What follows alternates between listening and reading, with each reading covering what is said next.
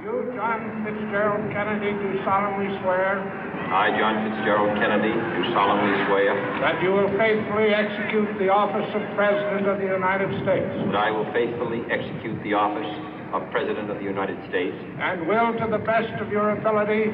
And will, to the best of my ability. Preserve, protect, and defend the Constitution of the United States. Preserve, protect, and defend the Constitution of the United States. So help you God.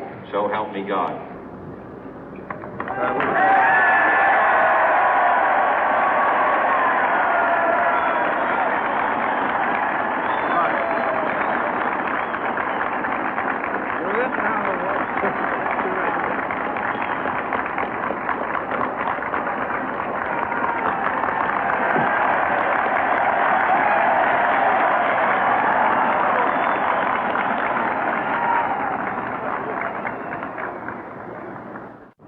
Vice President Johnson, Mr. Speaker, Mr. Chief Justice, President Eisenhower, Vice President Nixon, President Truman, Reverend clergy, fellow citizens.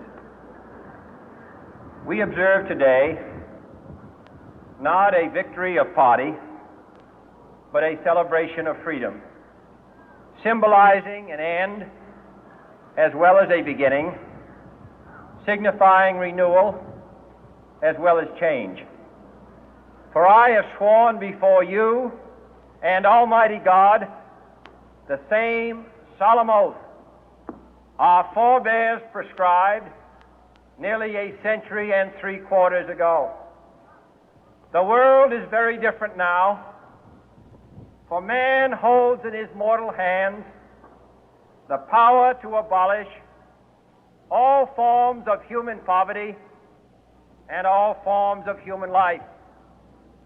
And yet the same revolutionary beliefs for which our forebears fought are still at issue around the globe. The belief that the rights of man come not from the generosity of the state, but from the hand of God. We dare not forget today that we are the heirs of that first revolution. Let the word go forth from this time and place to friend and foe alike that the torch has been passed to a new generation of Americans born in this century, tempered by war, disciplined by a hard and bitter peace, proud of our ancient heritage, and unwilling to witness or permit the slow undoing of those human rights to which this nation has always been committed and to which we are committed today at home and around the world.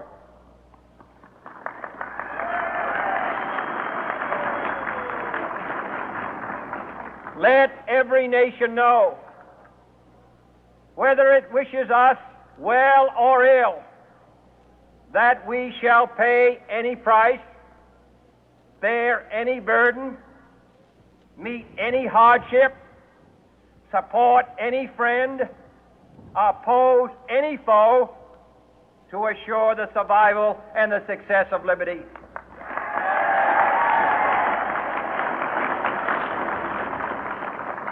This much we pledge and more. To those old allies whose cultural and spiritual origins we share, we pledge the loyalty of faithful friends.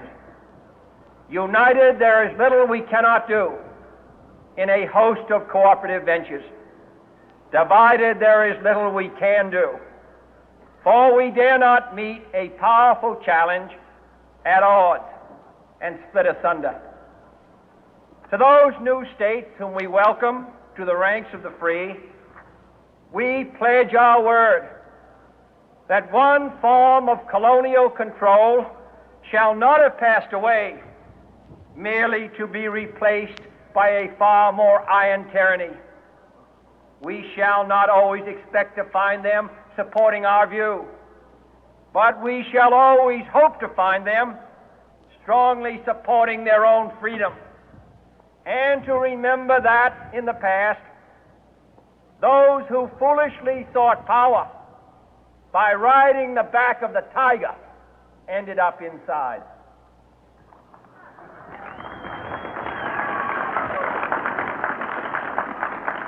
To those people in the huts and villages of half the globe struggling to break the bonds of mass misery, we pledge our best efforts to help them help themselves for whatever period is required, not because the communists may be doing it, not because we seek their votes, but because it is right.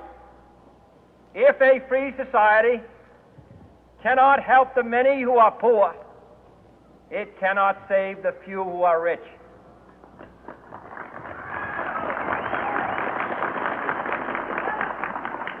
To our sister republics south of our border, we offer a special pledge to convert our good words into good deeds, in a new alliance for progress, to assist free men and free governments in casting off the chains of poverty.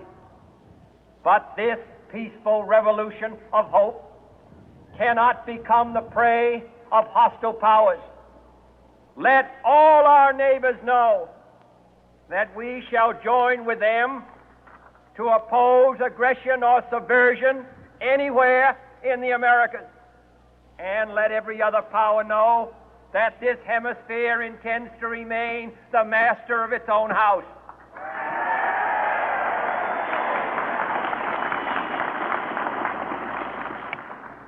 To that World Assembly of Sovereign States, the United Nations, our last best hope, in an age where the instruments of war have far outpaced the instruments of peace, we renew our pledge of support to prevent it from becoming merely a forum for invective, to strengthen its shield of the new and the weak, and to enlarge the area in which its writ may run.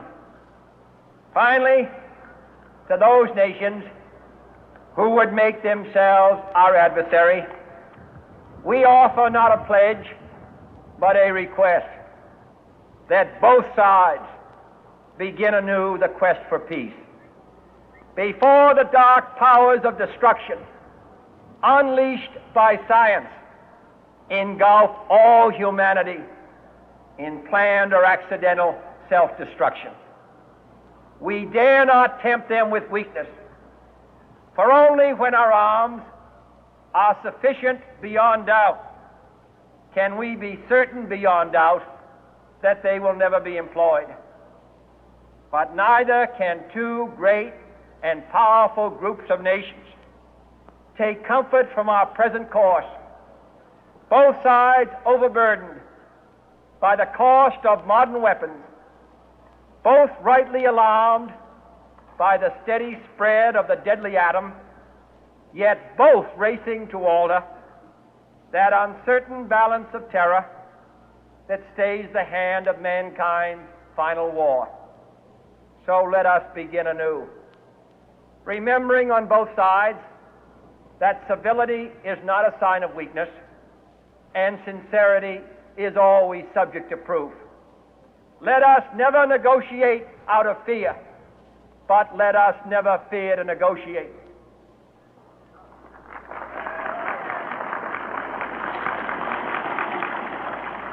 Let both sides explore what problems unite us, instead of belaboring those problems which divide us. Let both sides, for the first time, formulate serious and precise proposals for the inspection and control of arms, and bring the absolute power to destroy other nations under the absolute control of all nations.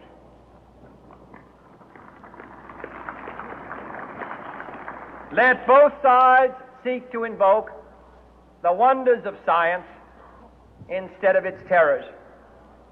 Together, let us explore the stars, conquer the deserts, eradicate disease, tap the ocean depth, and encourage the arts and commerce. Let both sides unite to heed in all corners of the earth the command of Isaiah to undo the heavy burden and let the oppressed go free. And if a beachhead of cooperation